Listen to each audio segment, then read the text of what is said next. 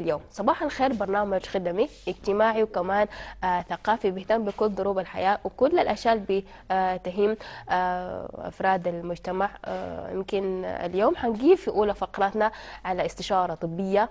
اليوم حنتكلم عن كيف الاهتمام والعناية وكيف الوقاية كمان باهتمام بأسنان الأطفال والوقاية من التسوس مع الدكتورة رؤى الطريفي تقديم زميلنا منتصر الأمين. نتابع من ثم نعاود فقرات ومحطات صباح الخير. أهلا بكم.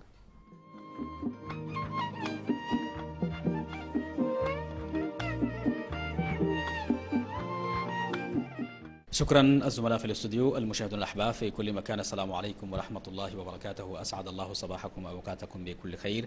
اهلا ومرحبا بكم في تواصل صباحي جديد، ونحن نتحدث عن جزئيه مهمه في الصحه وتحديدا صحه الاسنان، وتلعب الاسنان دور كبير جدا جدا في العمليه الصحيه من خلال الامراض الكثيره المرتبطه بتناول الطعام وغيرها من المجالات الاخرى. اسعد كثيرا من خلال هذه المساحه الصباحيه ان تكون في معيتي الدكتوره رؤى الطريفي حسب الرسول، طبيب أسنان.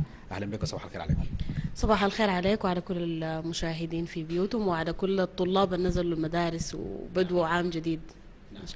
سعيدين بهذه الإطلالة الصباحية، وبداية نتحدث عن التسوس ومن ثم نعود على موضوع الأطفال، خصوصا هم أطفال صغار كده ولسه في ناس خشوا المدارس جديد. طيب أنا حدخل من محل ما أنت انتهيت. نقول إنه العمر الصغير اللي هو عمر المدارس ده دي البداية اللي بيتكون فيها التسوس، لأنه الأطفال في العمر ده بيحبوا الحلويات وما بتقدر انت تمنعهم من السكريات ومن ال الأكلات الجاهزة والشيبس والحاجات دي. فإحنا بنحاول بقدر الإمكان إنه نمنع الحاجة دي بإنه نوعي الناس التسوس ده بيتكون كيف. التسوس ده بيتكون على مراحل. المرحلة الأولى بتتكون بعد 24 ساعة من الأكل. في طبقة بتتكون في الأسنان، طبقة بيضاء لو لاحظنا ليها كلنا بعد الأكل بمسافة. دي طبقة اسمها البلاك. طبقة البلاك دي ممكن تتم إزالتها بمجرد إنه الواحد يتسوق أو يتمضمض بموية. إذا تركناها ما نظفناها بتتراكم عليها البكتيريا، بتجي تلتصق في طبقات طبقات طبقات فوق بعض، وبتبدأ البكتيريا تفرز الأحماض الأمينية بتاعتها. الأحماض اللي بتفرزها البكتيريا دي بتقوم بتؤدي إلى تآكل الأسنان وتراكم الأوساخ فيها، وده الحاجة اللي احنا بنسميها التسوس. التسوس ما زي ما الناس فاكرة هي دودة أو حاجة زي دي، لا، هي أحماض بتفرز من بكتيريا بتحفر السنة أو بتنخر السنة. عشان كده بتلقى الناس اللي بيدرسوا طب الأسنان بالعربي بيسموه النخر السني. أيوة، فدي الطريقة اللي بيتم بها التسوس. دكتورة، يعني دائما الطفل بعد ما يشيل حق الفطور لازم يشيل حق التحلية، والتحلية دي غالبا ما تكون مع شوية تسوس. طيب ايه المشكله الاساسيه؟ ما في التحليه، المشكله في حق الفطور ذاته. المشكله في انا شايفه انه بقى في وعي كويس. بقت الامهات بتجهز اللانش بوكس او صندوق الفطور من البيت، ودي حاجه كويسه. احنا نكون حريصين جدا في ولدنا بياكل شنو. الافضل اللي هو الحاجه دي زمان كانت في المدارس، ناخد له فاكهه وبالاضافه للسندوتش بتاعه ونكون حريصين انه السندوتش ما يكون فيه كميه بتاعت كربوهيدرات عاليه. كربوهيدرات زي شنو؟ السكريات، نبعد من الطحنيه، نبعد من المربى، نبعد من الحاجات اللي فيها سكر في السندوتشات. نحاول انها بقدر الامكان تكون حاجات فيها بروتينات، فيها الياف، فيها فيتامينات، عشان السكر هو الماده الاساسيه اللي بتغذى عليها البكتيريا او بتتغذى عليها البكتيريا المكونه للتسوس. بعد ذاك لو قدرنا نبدل التحلية بتاعت الطفل بقطعة فاكهة، طبعا احنا كده بنكون حققنا المراد زي ما بقولوا كده، أفضل مليون مرة. هو الله يا أخي ده شيء المطلوب، ولكن هو ما بيرضى بأي حال من الأحوال بالحتة بتاعت السكريات دي. جانب آخر اللون بتاع السنون، في جانب أصفر، في حاجة حسابات تسوس كده أسود برضو. يعني كلمينا عشان نعطي معلومة للمشاهد إنه الدلالات بتاعت اللون الأسود واللون الأصفر في الأسنان. طيب، في درجات الألوان أو التصبغات الموجودة في السن. اللون الطبيعي لمينا السن المفروض يكون أبيض. في ناس بتتولد في مناطق فيها نسبة الفلورايد عالية، ودي عندنا نحن كثيرة في مضون بان، في ترعة البجة، في أماكن كثيرة في السودان بتلقى إنه الشباب أو الأطفال في المنطقة دي كلهم أسنانهم بتتراوح ما بين الأصفر إلى البني الغامق، أو بيكون فيها نقط بيضاء. دي احنا بنسميها الفلوروزيس أو صبغة الفلورايد أو التصبغ بالفلورايد.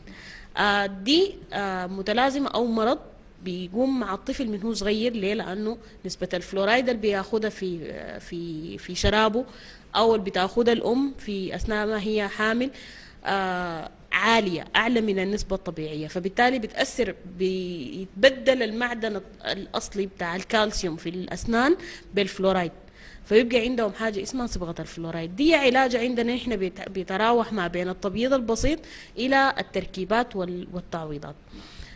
الحاجة الثانية اللون الأسود زي ما انت قلت اللي هو التسوس، وده بيجي بعد فترة زي ما قلت لك قبل شوية انه السوسة دي ما بتقوم بين يوم وليلة، محتاجة سنين عشان تقوم. فإحنا إذا كافحناها بالحاجات البسيطة، بالأكل، بالسواك صباح ومساء، باستخدام الخيط السني، باستخدام المضمضة، الحاجات دي كلها ما حتتكون لنا الطبقة دي.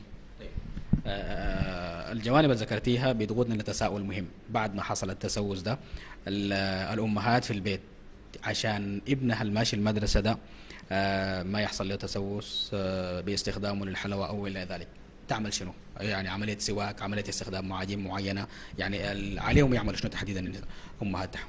طيب إحنا اللي علينا نعمل حاجتين. أول حاجة نعلم الطفل من عمر 3 سنين أو 4 سنين إنه يتسوق. ما أنت الطفل من هو صغير ما حيقدر يتسوق براو. إحنا دايما بننصح الأمهات إنه مجرد ما بدأت تطلع أسنان هي بتسوقوا، وإحنا بنوريها الطريقة اللي بتسوقوا بها بالفرشة الصغيرة اللي هي بتناسب حجم أسنانه. مجرد ما بدأ عمر 3 سنوات إحنا بنبدأ ندخله معانا الحمام، نعلمه يتسوق كيف. في معاجين مخصصة للأطفال طعمها محبب عشان تحببه في السواك، ولازم يكون معاه زول عشان ما يبلع المعجون ويتعود على الحاجة دي لأنه ممكن تكون مضرة. إذا عودناه على إنه يتسوق صباح ويتسوق مساء، دي حاجة كافية جدا جدا إنها تحميه من التسوس. العادة الثانية المهمة إنه بعد ما تاكل مضمض خشمك، ودي أهم شيء ليه؟ لأنه زي ما قلت لك بقايا الفضلات بتاعت الأكل لما تقعد بتكون لنا الطبقة بتاعت البلاك، واللي احنا اصلا ما دايرينها لانه دي اللي هي بدي بتلصق فيها البكتيريا. فاذا علمناهم العادتين ديل ما حيكون في اي مشاكل. دكتورة رؤى، يعني في سؤال اخير، المادة الجيرية اللي تلاحظ على الاسنان تفسير لها؟ المواد الجيرية دي ناتجة بسبب رئيسي من عدم السواك، لانه تراكم الفضلات، تراكم للبكتيريا، تراكم للافرازات بتاعت الفم نفسها. دي كلها بتقعد فوق سطح السنة، بتديني المواد الجيرية أو التكلسات اللي هي البكتيريا نفسها لما تفرز الأحماض بتجي بتاخد الكالسيوم الموجود في لعاب الإنسان، الكالسيوم الموجود في الأكل بيتراكم فوق بعض، بتعمل لها الطبقة بتاعت المواد الجيرية دي. والحاجة دي خطرة جدا جدا لأنه أحيانا كثيرة بتؤدي لفقد الأسنان. دكتورة رؤى، يعني سعدنا كثيرا بهذا التواصل. مساحة أخيرة من غير سؤال. طيب أنا حاختم لك بقول لك لو كنت بقدر بالحروف أشرح هموم قلبي الولوف كان قلت لك وشرحت لك. حوجة عيون محتاجة للحظة دفى وإحساس أمان، إلا بيناتنا المسافة وقسوة الوجع المكان. إذن مشاهدي الأحباب في كل مكان، مساحة خاصة بروشتة طبية عن الأسنان وتحديدا الأطفال. نعود ونتواصل مع الزملاء في الاستوديو.